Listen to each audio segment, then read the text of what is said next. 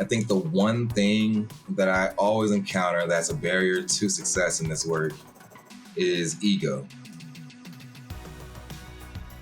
Ego. I think people, because there's so much, I'm not going to use the word divisiveness, but a better word might be confusion or lack of understanding around this work. People think they know what it is that the right thing is, right? Or the focus is on the wrong thing, right? And people's ego sometimes holds us back from understanding that things could be different or could feel different.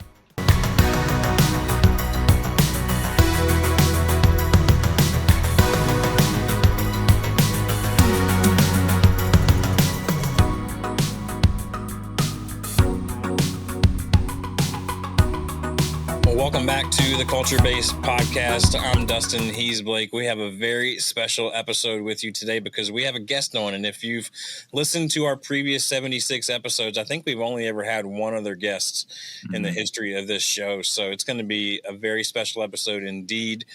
Today, we're going to be hitting the hard current topic of DEI and creating inclusivity strategies for diverse teams, and we'll introduce our special guest here in a second. But before we do, I want to remind you that everything we do here, there's no political agenda for us here today. We're just trying to help leaders know what they're about, show where they're going, and develop a scalable team to get them there. So if you saw this title and you clicked on for a political debate, that's not what this is going to be at all. Gotcha. We got you here, so just hang out anyway. Enjoy the ride.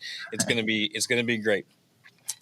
Because of the sensitivity of our topic, and I want to honor our guest time, I'm not going to do a ton of promotion here at the top. You know where you can find us on social media and the website. All that stuff will be in the show notes. So without further ado, let me introduce our guest. Bring him on here. Derrin Slack is the founder of Know More LLC. Now, when I first heard this, Derrin, I thought you were saying death to LLCs, like no more. And I was like, I'm a little offended. I got a couple of them, and I thought that's where we were going with this. But why don't Derrin's a longtime friend of the show. We've been talking with Derrin for a long time. He's an amazing, amazing leader, founder of Know More. Now, it's not, if you're just listening to this, it's not N-O More. It's K-N-O-W More LLC. So know like with your head. Derrin, welcome to the show. So glad that you're here. Yeah. Why don't you tell us a little bit about this organization? Yeah, thanks, Dustin. Yeah, so Know More LLC, yes, it is about knowledge and knowing, but our mission is to help leaders understand that each of us is worth more. And that's based on one of my favorite quotes from Brian Stevenson, who authored the book Just Mercy. And he says that each of us is more than the worst thing that we've ever done. And as a leader, it's important to understand that people are people, right? And at Know More, our vision is to turn the world outward. And that means that it's the difference between helping people see people as people versus seeing them as objects. And so our work really helps support organizations and communities to operationalize DEI, to make this work a part of our everyday lives and not something that is an extra add-on. It's just it is who we are. And part of that work, the very foundation of it, is simply to see people as people. Yeah. Man, what an incredible, noble work, man. We're so thankful just to have you exist in the world and have your organization doing what it's doing. It's such an honor to have you here today, man. Let's dive into the topic a little bit. We're trying to keep our episodes short and want to honor your time as well. But Blake, why don't you just, for the person that's hiding under the rock that doesn't understand what DEI is or what we're talking about here today, why don't you just kind of give us like a brief overview of the discussion at hand today? So sorry to put you on the spot, Derrin, but honestly, I would rather the person who has Know More LLC built around this idea of DEI tell us what DEI is. Because I don't know it even at the same level that you would be able to express it, Derrin. And especially when Know More is about the idea of hearing and listening and understanding people as people. And I'm not asking for the clinical definition of this. I'm asking what is we bump into each other and we're walking the same direction. And you're like, here's what DEI is. Yeah, I'm with you. Yeah. Thanks, Blake. I appreciate that. And a lot of this work, you're right. I mean, a lot of people don't really understand what DEI is, and they equate DEI to color or race or ethnic background, and it's way beyond that. To simplify this, the way that I love to help people know more is to simplify our language instead of simplifying people. And so we can think of DEI, and I always add a B on it, so DEIB, and thinking about it in this way. So diversity, equity, inclusion, and belonging, DEIB. Nice. Diversity is a fact. Inclusion is an act. Belonging is psychological safety, or making people feel seen, valued, and heard. And equity is the outcome. And so if we think about DEIB in that way, I mean, the letters change a little bit to DIBE. Yeah. But diversity is a fact. It's a fact that we all have diverse experiences and diverse backgrounds. Even if we all look the same, we still have unique experiences that make us who we are. Yeah. It's a fact, right? Where we need to be focusing on is the I, inclusion. It's an act. The more that we can make people and create experiences where people feel seen, valued, and heard, the more that we can start appreciating the people and the diversity that's around the table, and being intentional about inclusive behaviors, which we can then measure and grow that skill in. And if you hear the rhetoric right now, and all of the systems and processes that large companies put in place, it's all focused on the D in DEI. Right? How do we look? How do we sound? What language are we using? Whatever it may be, it's performative, right? And being performative is not sustainable, right? But if we focus on the I in DEI, being inclusive, we can sustain that, right? Because we'll start equipping people that we haven't equipped before. We'll start helping people realize things about themselves and each other and others in ways that we hadn't before. And to me, that's what DEI is. Yeah. Man. Damn, I did not. I wasn't ready. So inclusion is sustainable. That's the episode. That's the episode. Sodium good. So inclusion, the idea. So first off, just a quick background with Derrin and I met Derrin on a rooftop downtown Indianapolis, and he was giving kind of like this, like, I love, Derrin, that you don't just like, here's the definition of this. You express it, you show it, you get people involved in it inclusively, right? Like you get everyone to experience the thing instead of just know about the thing. So even where you have Know More, really it's also experience the other sides, right? And create empathy in this stuff.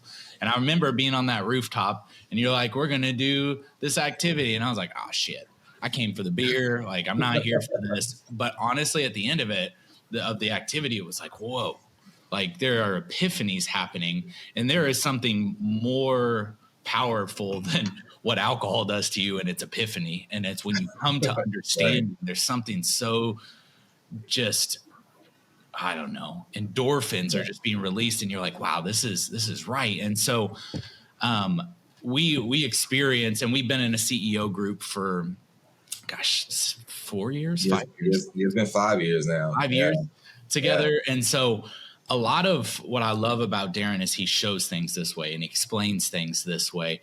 And I would say, in your experience, because you're involved with large organizations doing this stuff, very big names that I won't say on here, but like very big names, because your voice and the power of what you do impacts others. So when I asked this question, I know it was a lot of buildup.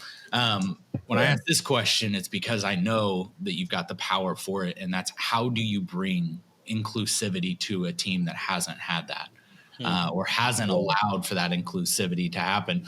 Maybe even outside of the D, right? Like outside of the diversity aspect, like how do you even get inclusivity to become part of that culture? Yeah, it's a great question, Blake. And inclusivity starts with me, right? As leaders, we have to understand that influence beats authority any day. And oftentimes we lead by our titles, we lead by the names we have, whatever that may be, the education we have, but that doesn't change people. People change people. Like programs, no program is going to change anyone. Yeah. People change people. And Right. if we are expected and intended to change others and to create experiences where people feel seen, valued, and heard, we have to start with ourselves, right? We have to understand by understanding our own culture, our own experience, and how we've experienced our experience. And it starts with that looking internally first at, hey, how do I experience other people, and what does that truly mean to me? If we reflect deeply and intentionally within ourselves, we can start seeing others different. Or differently, right? And one thing I always say in my trainings and consultancy is that implicit bias is bullshit. All right, a lot of my colleagues and other practitioners are hard pressed to say something like that. But if you think about it, implicit bias, implicit means hidden. Who's hiding our bias? We are, right? At some level deep down, we have to know intentionally what it is that we are hiding so that we can hide it, right? And oftentimes we get uncomfortable when that human person that's sitting across from us and the humanity that's deep inside us is calling out. It makes us uncomfortable, right? And so we push it away and we hide it. And until we are ready to confront that discomfort and be comfortable with the uncomfortable, it'll be harder to start being inclusive or creating a culture around inclusivity without deep introspection. Yeah. Right? Yeah. You talked, Derrin, earlier about adding the B to the end of this with belonging.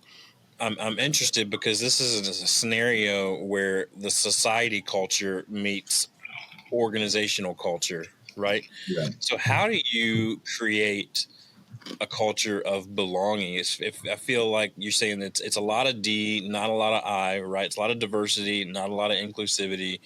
But really what I hear behind the heart of you and your business is the belonging piece. How have you helped organizations create a culture of belonging? Yeah, that's a great question. A lot of people approach this work by just training, right? Training is very helpful. I look at training as being the oxygen that keeps the work alive.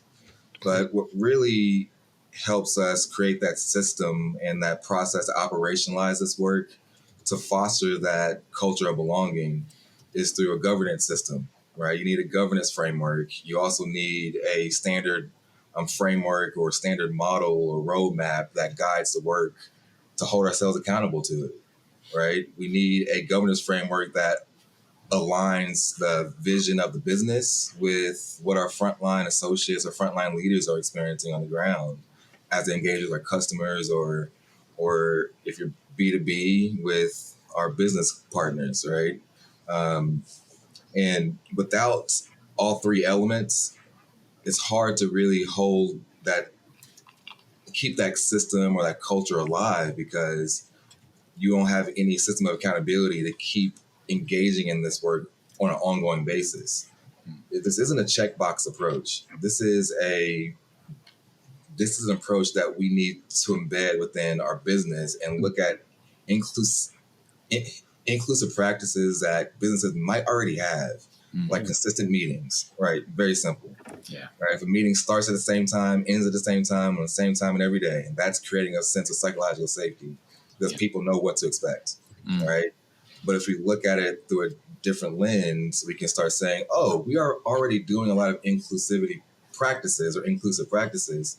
If we just look at it in a different way, more intentionally, the work that we're currently doing, then we can start creating a culture of belonging, which is really helping us feel safe, valued, and concerned to where leaders are modeling inclusive behaviors like owning your mistakes, for example, or challenging ideas, sitting with conflict, but being okay to disagree and commit, Right, I'm going to disagree with you, but I'm committed to learning. Right, so just being intentional about modeling the behaviors that we're wanting to see from our team as leaders is an incredibly important place to start when we're fostering a culture of belonging. Yeah, man, that's so good. Interesting. If you're thinking about leadership, especially you tend to be working a lot of times directly with leaders, I'm sure, in these organizations, right? And that inclusive leadership skill of like, and which is grown, right? Like that's something we grow in. It's not something that we all just naturally have necessarily. It's something we got to intentionally work on. What do you feel like time and time again, as you've been in these organizations, like, man, I wish people would get this one thing when it comes to like inclusive leadership skills, or this is that one thing I tend to see is lacking. What do you think that thing is? Yeah, that is a great question. And if I can be so bold to say, I think the one thing that I always encounter that's a barrier to success in this work is ego. Let's go. Ego. I think people, because there's so much, I'm not going to use the word divisiveness, but a better word might be confusion or lack of understanding around this work. People think they know what it is that the right thing is, right? Or the focus is on the wrong thing, right? And people's ego sometimes holds us back from understanding that things could be different or could feel different. And because of that, the way that most leaders and organizations approach this work is as a separate add-on, right? As I alluded to earlier. We have a DEI department. It's a part of it, HR, right? It's a part of this larger function, and it's just a sliver of the pie. And we're not going to, and one, we don't invest in it as much, right? To move the needle in it. Yep. Two, we don't resource it with the right people that understand how to align the business objectives with our cultural objectives. Yeah. So if we can get over our ego to relinquish control and just sit back to seek to understand more so than being understood, then cultures will just shift dramatically if leaders can just adopt a mindset that is focused on others and not ourselves. Man, 100%. Like we say this on here all the time, even about culture. People take culture and they throw it into HR, and I'm like, that is the least. If there was a place that you should not put it the most, it's right there.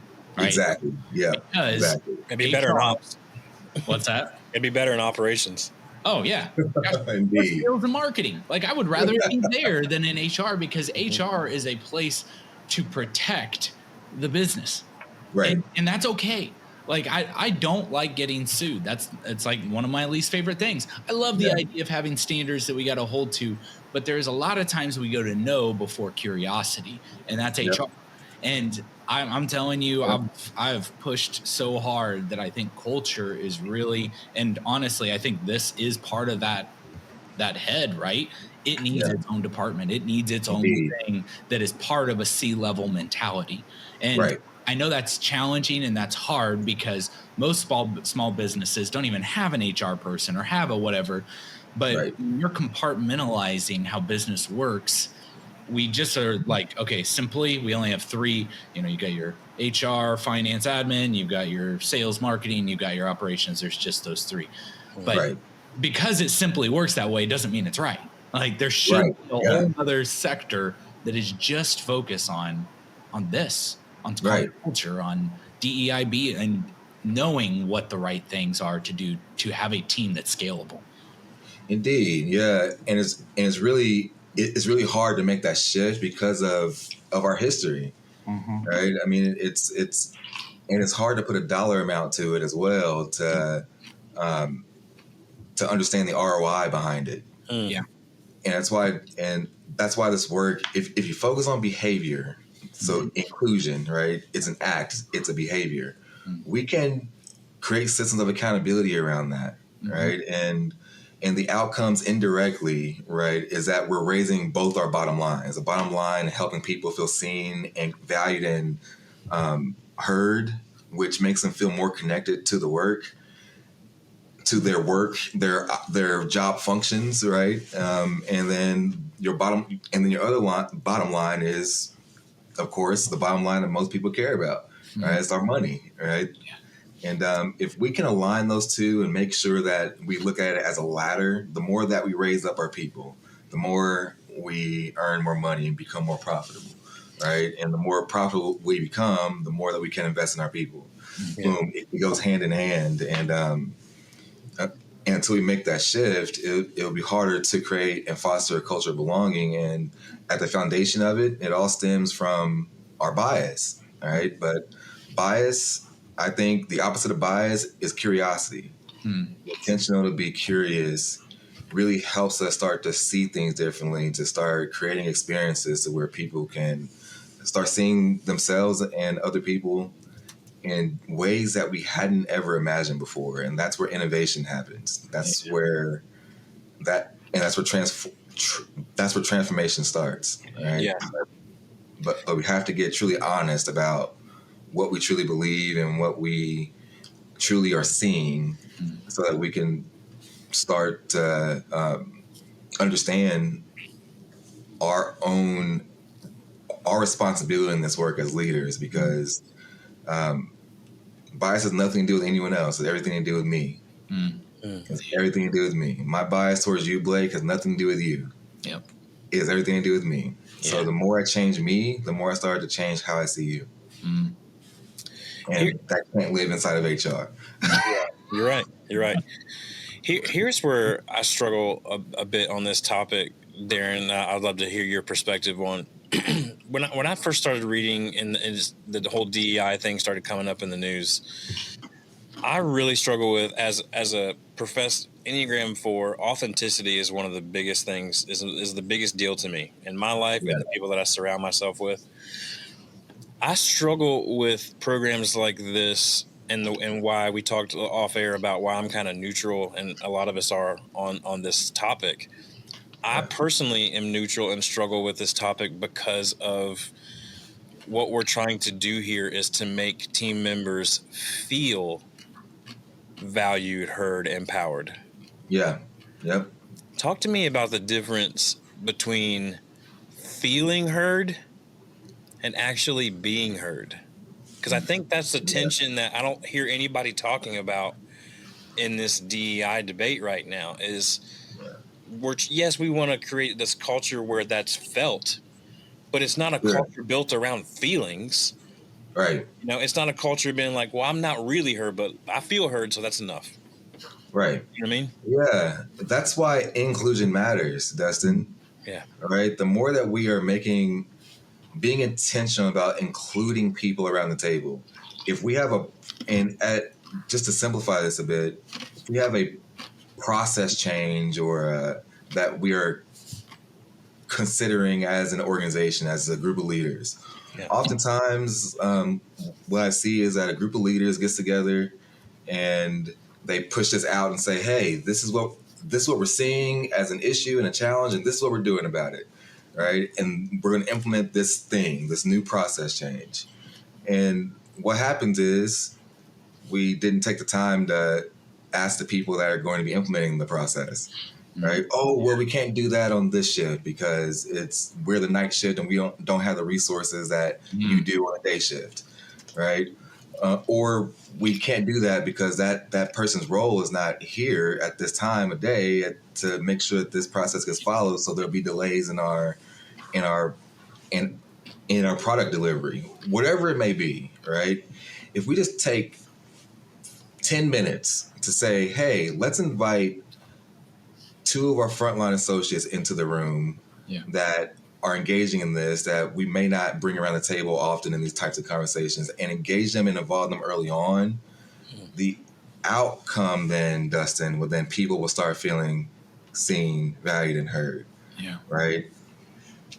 Yeah, that's good. Belonging and equity are the outcomes, right? And so the way that the lead measures there are the inclusive behaviors that we have, just to simply stop and ask and then follow through, right? Yeah.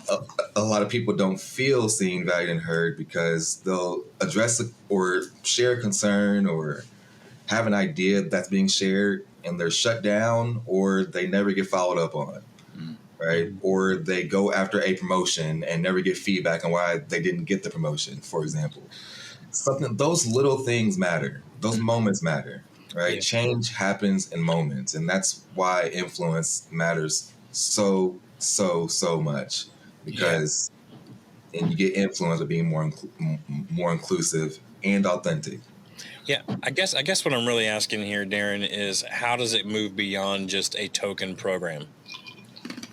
You know what I mean? Like, how does it move beyond, like, okay, to use your example, let's invite 2 frontline employees into the conversation, right? Mm-hmm. Just so that at the end of the day, we don't get sued and we can say that we did everything we could do to include, right, in the conversation. Yeah. I'm just trying to get to the core of the motivation here. Yeah. Is it really for inclusivity, or is it tokenism? Yeah, that's a great question. I mean, that depends on your intent. Yeah. I think it really depends on the intent.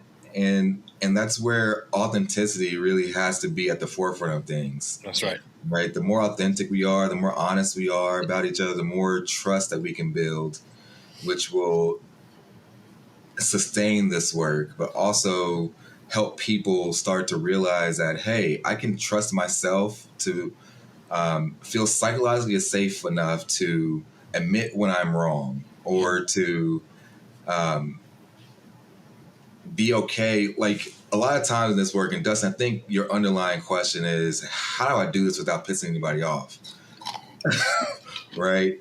And I'm just saying, how do you do it authentically, right? How do you do it authentically and not just be, oh, well, you should come work for us because we have a DEIB program? Yeah, it takes a lot of courage. Yeah. That's right? Good. That's good. It takes a lot of courage. This work is not easy, right? It is not easy. And sometimes we have to just look at things in ways that help us understand. This is another curse word nowadays, our privilege. Right? Privilege is one of those words that invites resistance in others. But the analogy that I always use about privilege is that I always ask the question, like, who's ever been swimming in a river or an ocean and you go against the current? Well, you go against the current, it's harder. You don't go very fast. You get frustrated sometimes and upset. I call those headwinds, and those are experiences of challenge, difficulty, or disadvantage. If you go with the current, though, right, it's a lot easier. You go a lot faster. Yeah. But if a storm came and blew the tide a different direction, you'll be slowed down a bit. Or a storm came in the form of a divorce or a loss of a family member or something else. Those experiences matter, but by and large, if you're swimming with the current, you have a tailwind. Those are experiences of achievement, advantage, or accomplishment. And by and large, Dustin, the more people both have headwinds and tailwinds. But the fact of the matter is, because of some factor, one factor or another, I might have more headwinds than you, or I might have more tailwinds than you. It just is. Yeah. Right? But when we are free from bias, we understand that it doesn't define us to recognize that other people have more privileges than others. And at the same time, when we are free from bias, we understand that it's not solely because of our hard work that we have privilege, that we have more privilege than other people, right? Every inclusive action that we can take, every difficult conversation that we can have, every time that we can model that inclusive behavior as leaders and challenge the status quo, it's a ripple effect that extends beyond our formal authority. And that's no organizational mandate is going to overcome influence, right? And it starts right there at the people in front of you. Yeah. And so, I mean, I love that, man, because curiosity leads to empathy, not sympathy, right? Curiosity leads to empathy. Empathy. And empathy, this understanding, man, there is this great like picture, because I think when we use the word privilege, people get super like, oh, let's go, because I've had to fight. And that's not what's being said. But it's because people have an ego and a perception and a bias already of what's being said. They jump to defensiveness, right? Privilege does not equal success. And I think people need to get that out of their heads that, oh, you've got privilege, you know, Dustin, because blah, blah, blah, and you're here. No. That's not the same. Like, success and privilege are different. And the best thing I ever kind of saw, I think it was some youth pastor did this. He put everyone in a gym and like put them on one end of the court, right? The basketball court. He said, if I ask you this question, I want you to take a step forward if it's true. Okay. Right. And so like, hey, you grew up in the household that had two parents. Someone step forward. You have never got a speeding ticket. You've never seen a death. You've never, and he asked just all real weird questions. You swam in a pool, you know, like weird thing. And at the end, one of the strongest things he said was, all right, now we're all starting a new game. Everyone's starting at a different place and having the tailwinds and the headwinds. Privilege is not a form of success, because someone can still beat someone at a different level and whatever that game is. But we're all starting in different places, and empathy is not about I'm starting in a better place or a worse place, because to me, if starting in a worse place means I'm going to have more success long term, let's fucking go. Sorry, this is now. Just realize that we're going to have to put the key on that one. But at the end of the day, I mean, there's just such power to empathy and understanding that privilege is not equal success. Their drive, belonging, all these things working together that create an environment can lead to great success regardless of privilege. That's right. Yeah, that's exactly right. Yeah, that's spot on. Your privilege is not equal success. It's just a matter of our experiences, right? And it's all in the matter of our perspective. Just as you said, Blake, if we can change the way we look at things, we can start seeing people differently. That is going to transform the nature of our cultures, right? Both in our homes, in our workplace, in our schools, in our churches, wherever it may be. We need to consider the tailwinds we have to alleviate the headwinds of other people, right? And like, I grew up in lower middle class, but now I have the experiences where I can get back into my community and provide for my kids in ways that I hadn't before. I now have a tailwind that used to be a headwind, right? I grew up with a disability in stuttering, and I still stutter, right? And I used to look at it as being my greatest headwind. Like, I couldn't speak in front of people. How can I do anything in life? And that really was a source of a lot of low self-esteem and low sense of self-worth. But now my voice is my greatest superpower, right? And it's how I make a living. And that's now my tailwind. Oftentimes when we recognize, if you look at privilege differently, it's all about what we have experienced, right? And again, it does not define us to recognize that other people have had more privileges than other people, right? Sometimes we falsely assume that if we have more headwinds than others, right, we falsely assume that our circumstances are wholly to blame for our failures or lack of accomplishment, right? That we have no part in influencing the outcome in any way. And when we have bias and we have more tailwinds than others, more privileges than others, we falsely assume that our hard work is solely to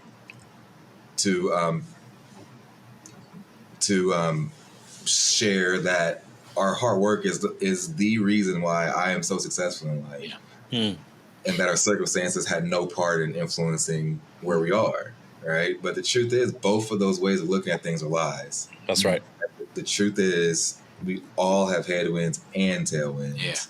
It's just a matter of how we look at it and what mindset that we're choosing to adopt in the moment. Is it a mindset that's focused on myself, or is it a mindset that's focused on others, right? And the latter is what's going to get us very far, to recognize more possibilities than what we've ever had before. Man, I came for a discussion on DEI. I'm leaving with that my headwind can become a tailwind. Damn. I'm telling you right now. I'm ready to run through a brick wall. That's incredible. Darren, I can't thank you enough for your humility and your insight and your leadership. The world is a better place because of you, man, and we need more of Know More. Can you share with our listening audience where they can find out more about the Know More LLC? Yeah, thanks Dustin and Blake for having me. And if you want to get more information on Know More, visit knowmoretraining.com. That's KNOW moretraining.com. You can find courses on there that you can go on over self-paced. That you can find workshops that are public and face-to-face workshops, and you can also engage in some consulting or instructional design programs as well. Yeah. So just many opportunities to engage and know more about ourselves and others, and so that we can be more empowered to make a difference. I love it, man. Thank you so much for being here. That's knowmoretraining.com. KNOWMORE training.com. Darren, thank you again for being here. Thank you so much, man. Absolutely incredible. Y'all go buy all the training over there at Know More. We're going to do it, and I can't wait. I can't wait for everybody else to discover it as well. Thanks for being here, man. For the rest of you, we're so glad that y'all were with us for this powerful conversation. Share this episode with all your friends. Tell them to go to knowmoretraining.com as well. And we can't wait to be back with you next week on the Culture Based Podcast. Have a great week.